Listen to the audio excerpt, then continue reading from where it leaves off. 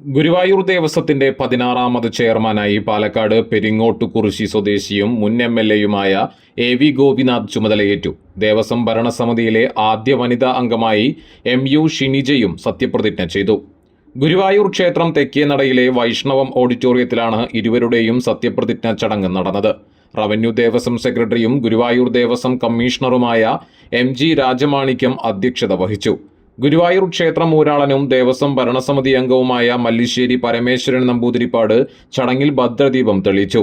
Devaswom commissioner പുതിയ അംഗങ്ങൾക്ക് സത്യവാചകം ചൊല്ലിക്കൊടുത്തു.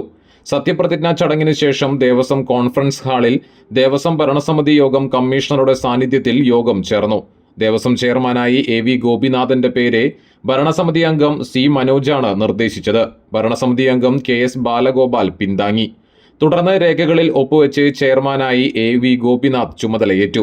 ദേവസ്വം ഭരണസമിതി അംഗങ്ങളായ Mallissery Parameswaran Namboothiripad, C. Manoj, KP. Viswanathan, Manoj B. Nair, MU. Shinija, Devaswom administrator OB. Arunkumar എന്നിവർ സന്നിഹിതരായി. ഗുരുവായൂർ എം.എൽ.എ. എൻ.കെ. അക്ബർ, ഗുരുവായൂർ നഗരസഭാ chairperson Sunitha Aravindan, vice chairman Jyothiraj എന്നിവർ ചടങ്ങിൽ പങ്കെടുത്തു. പുതിയ അംഗങ്ങളെ എം.എൽ.എയും വിവിധ സംഘടനാ നേതാക്കളും പൊന്നാടയണിയിച്ച് അനുമോദിച്ചു. ദേവസ്വം ചെയർമാനായി ചുമതലയേറ്റ എ.വി. ഗോപിനാഥ് ആലത്തൂർ മുൻ എം.എൽ.എ. ആണ്. 2 പതിറ്റാണ്ടോളം പെരിങ്ങോട്ടുകുറിശി പഞ്ചായത്ത് പ്രസിഡന്റായിരുന്നു.